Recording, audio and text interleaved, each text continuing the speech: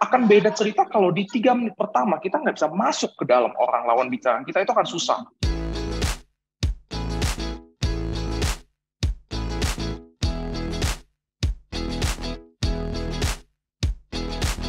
Untuk sore hari ini tuh kita bakalan bareng-bareng membahas soal tema Unlocking the Secret of Effective Customer Communication.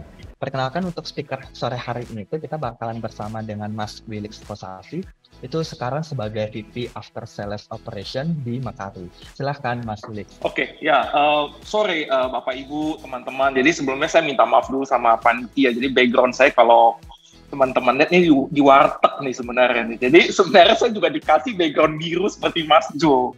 Cuman saya pikir kita sesi kali ini saya maunya lebih santai lah ya. Jadi jangan terlalu kaku dan lain-lain. Jadi warteg ini ada filosofinya juga, di mana kalau kita makan warteg itu kan duduk santai, ngobrol apapun yang kita mau ya. Di sini saya akan buka dengan satu fun fact, di mana sadar atau tidak sadar, suka atau tidak suka, 70% dari waktu kita habis untuk komunikasi. Jadi komunikasi di sini adalah macam-macam ya. Mungkin yang secara orang awam komunikasi berarti berbicara satu dengan yang lain. Tapi komunikasi di sini adalah berarti menulis, membaca, berbicara, dan mendengar tuh part of communication. Jadi kalau kita duduk, kita lihat TikTok scroll, sebenarnya itu part of komunikasi. Sadar atau tidak sadar. Poinnya adalah komunikasi itu sesuatu yang bisa kita manage.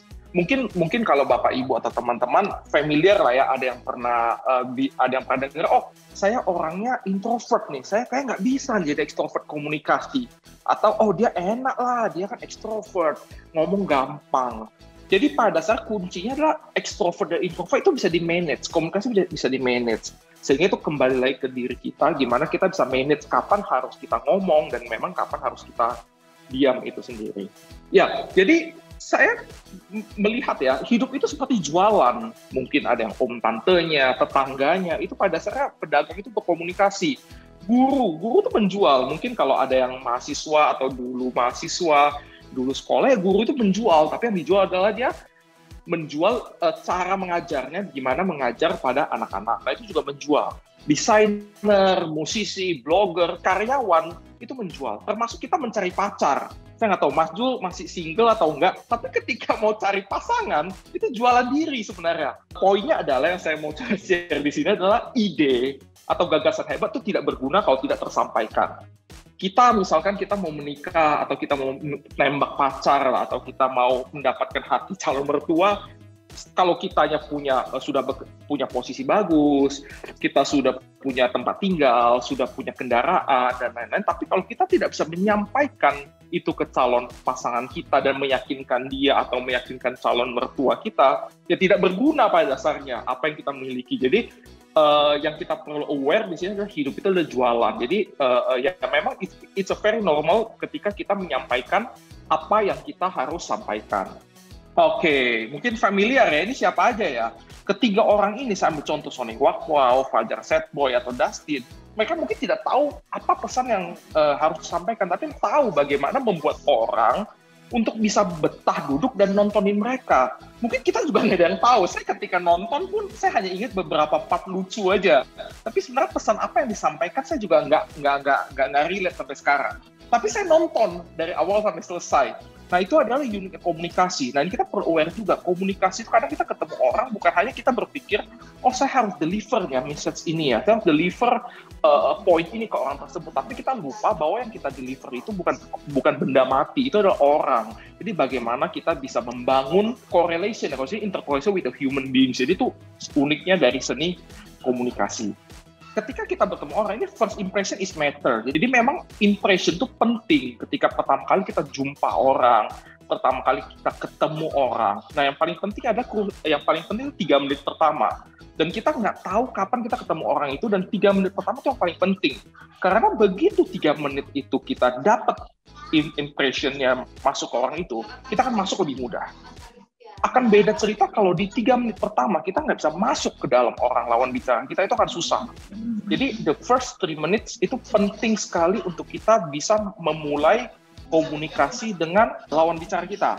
Nah, pertanyaannya, 3-5 menit saya mesti ngomong apa dong, Wilix? Kalau memang 3-5 menit itu penting, saya harus ngomong apa? Nah, kuncinya adalah saya coba analogikan dengan kunci dengan gembok. Jadi untuk membukanya itu saya sebut dengan opener. Jadi opener itu penting sekali di 35 menit pertama. Opener itu adalah mapping lawan bicara untuk menyamakan frekuensi kita. Jadi kita yang harus menyamakan frekuensi dengan lawan bicara kita. Mungkin Bapak Ibu ada yang ingat Barack Obama pernah datang ke Indonesia waktu dia jadi presiden US lah, mungkin sebelum Donald Trump, Barack Obama kan. Sekarang Biden, Donald Trump, dia datang ke Indonesia, dia datang Menteng, sekolah dia lama. Dia hanya bilang, "Selamat pagi, apa kabar?" Wah, satu ruangan langsung ramai semuanya. Terus dia bilang, "Saya suka nasi goreng." Oh, ramai semua satu gua. Nah, itu adalah berbicara menyamakan frekuensi. Di mana dia masuk ke impression pertama dan menyamakan frekuensi dengan lawan bicara dia. Banyak lah Bapak Ibu, misalkan ketemu customer, ketemu calon atasan, ataupun ketemu vendor, ketemu orang baru, dan lain-lain. Penting untuk kita mapping untuk masuk ke dalam frekuensi pembicaraan dia.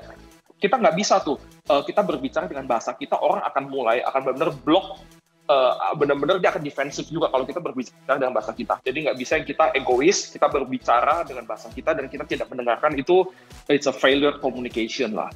Analoginya adalah sangat sederhana, saya pikir adalah kunci adalah opener is the key.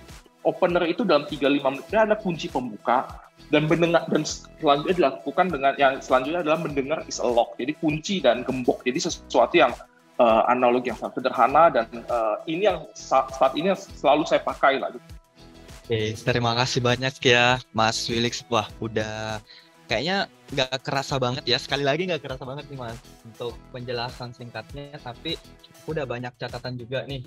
Nah, teman-teman mungkin ada yang ingin bertanya nggak? Melalui online ya.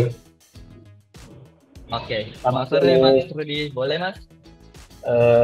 Sebelumnya customer itu di-handle oleh vendor lain, kemudian saya melanjutkan, dan si customer ini pada posisi awalnya sudah kurang nyaman, karena biasanya kan orang kalau pada posisi tidak puas atau tidak mencapai apa yang diharapkan kan biasanya suka nggak welcome gitu ya. Bagaimana cara mencairkan suasananya ya kalau kita memang nggak tahu sebelumnya latar belakangnya seperti itu. Iya, betul. Pak Rudi, salam kenal Pak Rudi ya. Menarik sih Pak, kalau gimana kita bisa handle dengan customer yang sudah tidak puas. Saya pikir ini normal ya Pak ya. Mungkin sebelum dengan customer ya, kalau kita berbicara dengan dulu misalkan kalau saya, ini ya mungkin cerita kalau lucu lah. Jadi mungkin ketika kita mau mengejar pasangan, pacar lawan ini, kalau dia habis putus sama mantannya, kita mau pendekatan juga susah Pak Rudi. Oh, pengalaman dulu diselingkuhi. Iya betul ya Pak Rudi ya.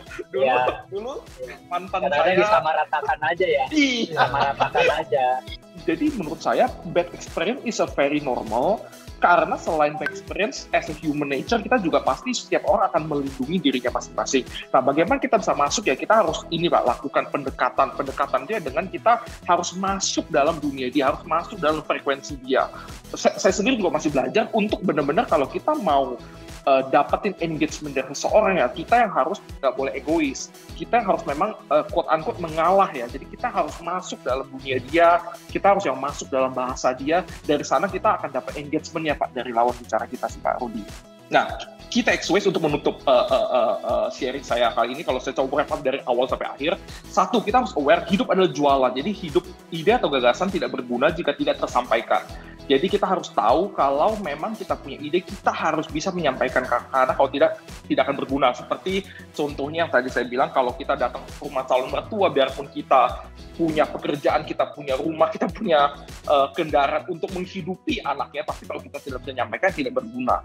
Yang kedua, esensi dari komunikasi adalah membangun hubungan personal dengan lawan bicara. Seperti yang tadi contohnya adalah, kalau Bapak Ibu ingat ada Sony wow dan lain-lain, itu sebenarnya pesannya juga kita nggak tahu, tapi dia berhasil membangun hubungan as a human dengan kita.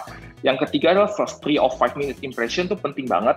Kita hanya punya waktu 3-5 menit untuk mendapatkan impression dari lawan bicara kita. Yang keempat, yang tadi sebelumnya adalah opening is the key dan listening is lock. Saya pikir itu saja yang saya sharing Bapak Ibu.